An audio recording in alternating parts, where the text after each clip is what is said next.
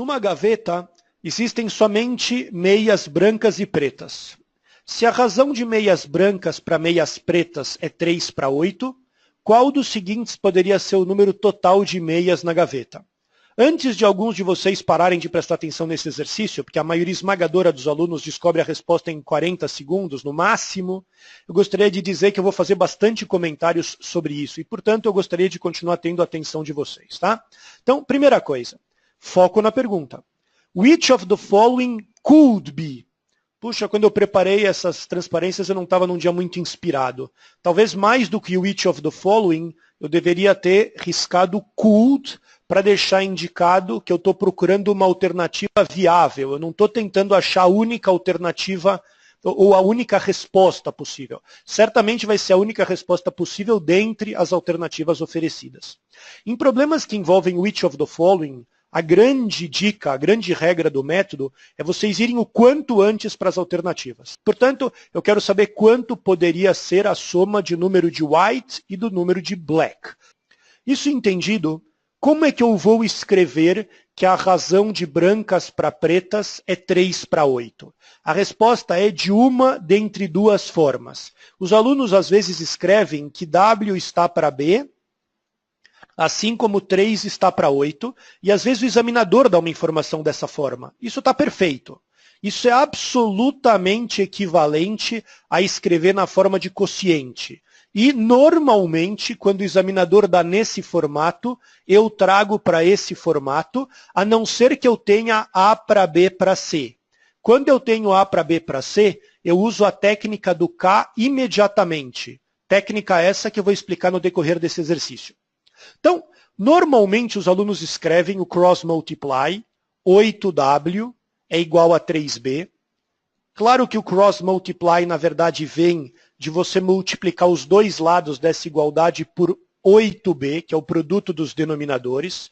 Para vocês que estão vendo a aula e depois, quando revisarem, eu sugiro que vocês façam essa conta para vocês se certificarem de que eu tenho razão, que o cross multiply advém de multiplicar os dois lados pelo produto dos denominadores. Isso, quando a gente estiver falando de desigualdades, vai ser especialmente importante.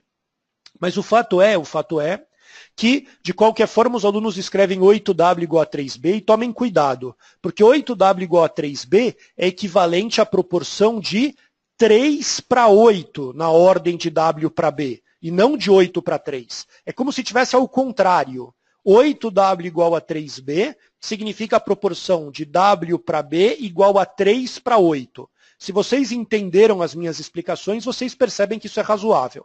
Mas para não errarem, para não incorrerem nesse erro, a sugestão é escreva sempre inicialmente em formato de quociente. E depois vocês, se necessário, vão transformar nesse produto, nesse cross multiply. Mas a verdade é que normalmente não é necessário, porque essa é a ferramenta que eu vou dar para vocês, que é muito melhor do que, em geral, resolver problemas fazendo isso.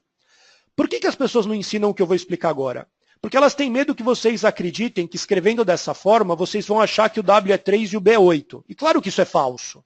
O W podia ser 30 e o B podia ser 80. O W podia ser 6, o 8 podia ser 16, portanto. O W podia ser menos 3 e o B podia ser menos 8. O W podia ser menos 3π, B podia ser menos 8π. Em outras palavras, as pessoas não ensinam a vir para esse lado porque, com certeza, isso não é satisfatório. Mas a verdade é que isso não é satisfatório, mas alguma coisa muito próxima disso é maravilhosamente boa. Essa. É verdade que o W é sempre 3K e o B é sempre 8K, obviamente a mesma constante, desde que você tome a constante diferente de zero.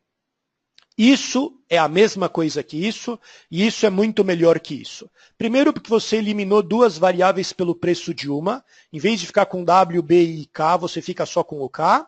Se você tivesse A para B para C igual a 2 para 3 para 7, o A seria 2K, o B seria 3K e o C seria 7K. Ou seja, você trocou três variáveis por uma só, isso é sensacional. Obviamente, vocês vão treinar isso nos exercícios, não só dessa aula como nas seguintes. Em simulados também, obviamente, isso é muito útil. E a única coisa que falta eu explicar é por que o K é diferente de zero. O primeiro motivo vocês já devem saber.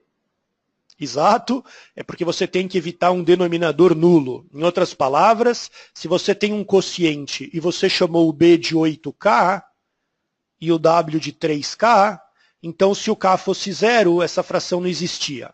Então, parabéns, é isso mesmo. Você tem que garantir que o denominador associado à proporção não se anula. E o outro jeito também elegante de perceber, talvez até mais elegante, é que uma proporção tem a ver com rateio. Por exemplo, alguém ficou com 3 partes de um bolo, enquanto que o outro alguém ficou aqui com 8 partes do mesmo bolo. 8 partes do mesmo tamanho que essas partes.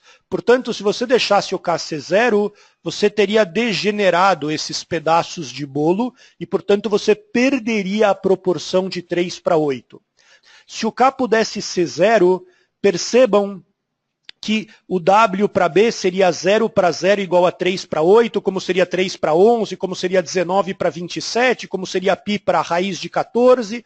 Em outras palavras, você perderia a proporção. O que você quer dizer com isso, Fábio? O que eu quero dizer é que toda vez que vocês aplicarem a técnica do K, vocês precisam se lembrar que essa constante pode ser negativa, pode ser inteira ou não, pode ser qualquer coisa exceto zero. E claro que a constante é a mesma para estabelecer corretamente a proporção.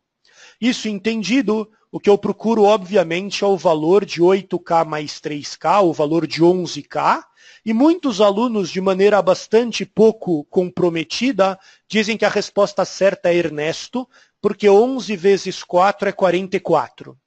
E por que eu digo que isso é descomprometido?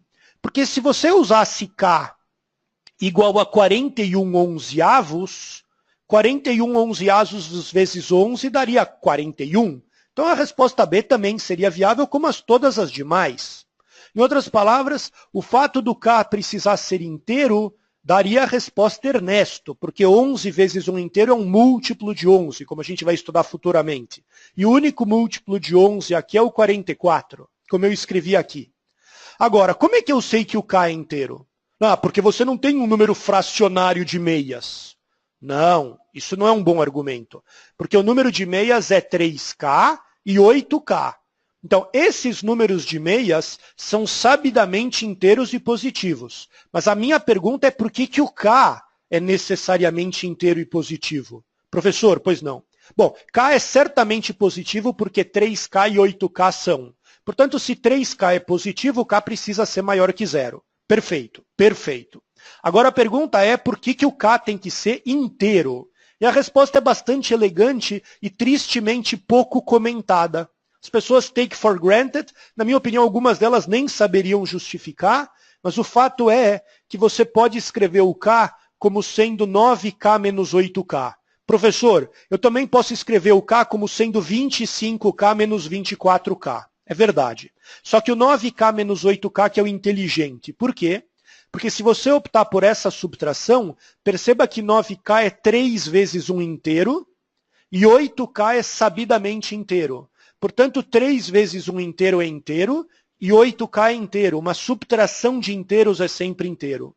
Portanto, esse é um truque algébrico que me permite garantir, em particular, que se 3K é inteiro e 8K é inteiro, então K precisa ser inteiro.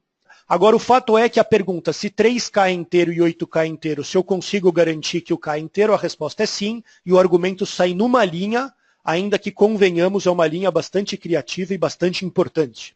Isso posto, agora sim, a resposta está justificada com toda a sua beleza.